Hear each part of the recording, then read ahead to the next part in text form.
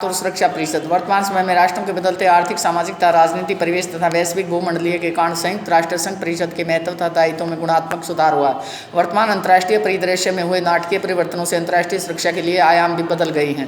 अंतर्राष्ट्रीय चुनौतियों को पूरा करने के लिए आवश्यक है कि संयुक्त राष्ट्र संघ को गतिशील तथा और अधिक प्रजातांत्रिक बनाया जाए। संयुक्त राष्ट्र संघ के गतिशील एवं बहुआयामी होने से वैश्विक आतंकवाद, निर्धनता, पर्यावरण रक्षण तथा मानव अधिकारों से संबंधित अनेक तत्कालीन विषयों पर विजय प्राप्त करने में सफलता हासिल की जा सकेगी।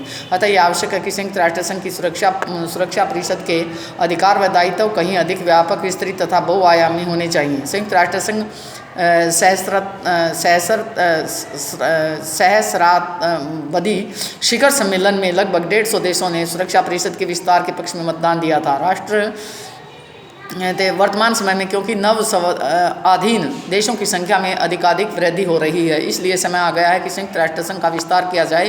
क्योंकि 1945 से 2014 में काफ़ी परिवर्तन आ चुका है, इसलिए सुरक्षा परिषद का विस्तार आवश्यक है। सुरक्षा परिषद संघ का सबसे महत्वपूर्ण अंग है। सुरक्षा परिषद को संयुक्त राष्ट्र की कार्यपालिका समिति कहा जाता है। संयुक्त राष्ट्र की स्थापना के समय इस परिषद में 11 सदस्य थे, जिनमें 5 सदस्य देश तथा 6 अस्थायी सदस्य थे। यह संख्या 1963 में बढ़कर 15 हो गई।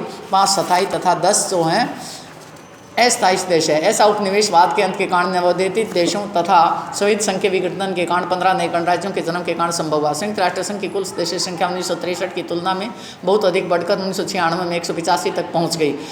परिवर्तित परिस्थिति में सुरक्षा परिषद का पुनर्गठन करना आवश्यक हो गया। वैसे भी शीत युद्ध की समाप्ति के पश्चात जर्मनी तथा जापान आर्थिक महाशक्तियों के रूप में उभर रहे। चाहे संपूर्ण चार्टर का संशोधन न भी किया जाए, सुरक्षा परिषद की रचना तथा उसकी मतदान प्रक्रिया में तो परिवर्तन करना ही होगा। सुरक्षा परिषद का लोकतंत्रीकरण करने के उद्देश्य से 5 स्थायी देशों के बाद निषेधाधिकार में भी कुछ संशोधन करना आवश्यक है। सुरक्षा परिषद का पुनर्गठन करने तथा उसकी क्रिया में परिवर्तन न करने के लिए अनेक सुझाव दिए गए हैं। सुरक्षा परिषद में स्थायी देशों की संख्या में वृद्धि के अंतर्गत भारत भी एक मजबूत दावेदार है।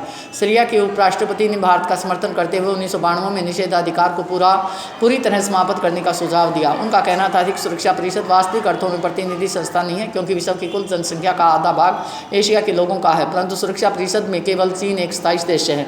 भारत के तत्कालीन प्रधानमंत्री वीपी नरसिम्हा राव ने भी सुरक्षा परिषद के विस्तार की आवश्यकता पर बल दिया। उन्होंने कहा कि सुरक्षा परिषद द्वारा संयुक्त राष्ट्र संघ के चार्टर तथा उसके कार्यों को विश्व की सामूहिक इच्छा के रूप में स्वीकार्य होना चाहिए, न कि कुछ लोगों के मानसिक पक्षपात के रूप में।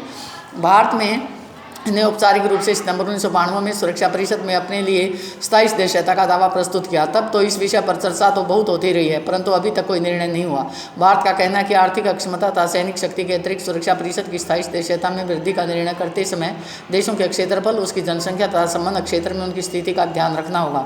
भारत विश्व में विद्यमान आतंकवाद, भ्रष्टाचार, लाल फीताशाही के विरुद्ध लड़ाई लड़ रहा है, जिसके फलस्वरूप विश्व का यह दायित्व बनता है कि संयुक्त राष्ट्र संघ में दायित्वदायी का पुरजोर समर्थन करे। वर्तमान में कुछ राष्ट्र कह रहे हैं कि विस्तारित सुरक्षा परिषद में स्थायी सदस्यता के लिए मध्यम मार्ग का अनुसरण कर लिया जाए तथा इसकी सदस्यता का अर्धस्थायी तथा सक्रिय आधार पर स्थायी बना दिया जाए।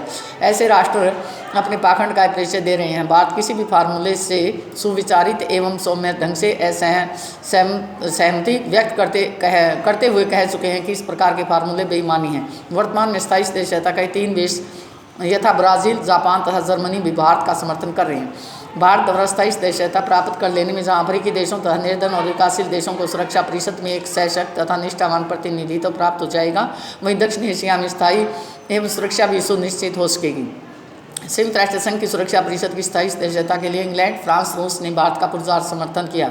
इसमें न केवल भारतीय दावेदारी पर मोहर लगी है, अपितु यह विकासशील देशों के लिए एक प्रतिनिधि के रूप में भारत के दावे को प्रबलता प्रदान करता है। विस्तारित सुरक्षा परिषद के लिए भारत का समर्थन करते हुए ब्रिटेन ने मत व्यक्त किया है कि 1 अरब से अधिक जनसंख्या वाले राष्ट्र को सुरक्षा परिषद में यदि स्थायी प्रतिनिधित्व नहीं दिया गया तो इसका सीधा सीधा अर्थ यथार्थ में मुंह मोड़ना होगा। दूसरी ओर चीन का भी मत है कि वह सुरक्षा परिषद में भारत की महत्ता पूरी चाहता है। विकासशील देशों में भारत की अग्रणी भूमिका तो है ही, साथ ही तीसरी दुनिया के राष्ट्र भारत को अपने सच्चे हितैषी व प्रतिनिधि के रूप में देखते हैं। विश्व का कोई भी देश भारत द्वारा किए जा रहे निशस्त्रीकरण के प्रयासों तथा नाभिकीय शास्त्रों के अभिशाप से मुक्त की भारत की इच्छा तथा संकल्प पर संदेह नहीं कर सकता। निम्न कारकों के आधार पर हम कह सकते हैं कि सुरक्षा परिषद में भारत का दावा उचित है। प्रथम, विश्व शांति में भारत का योगदान। भारत ने विश्व शांति बनाने में महत्वपूर्ण भूमिका निभाई, क्योंकि भारत ने सभी विश्व कुटुंबकम की नीति का अनुसरण किया। इतिहास इस बात का साक्षी है कि उसने कभी भी आक्रमणकर्ता की भूमिका नहीं निभाई। भारत की शांति प्रियता, शाश्वतता ने विश्व बंधुता तथा अंतर्राष्ट्रीय शांति सुरक्षा करने में जो भूमिका निभाई है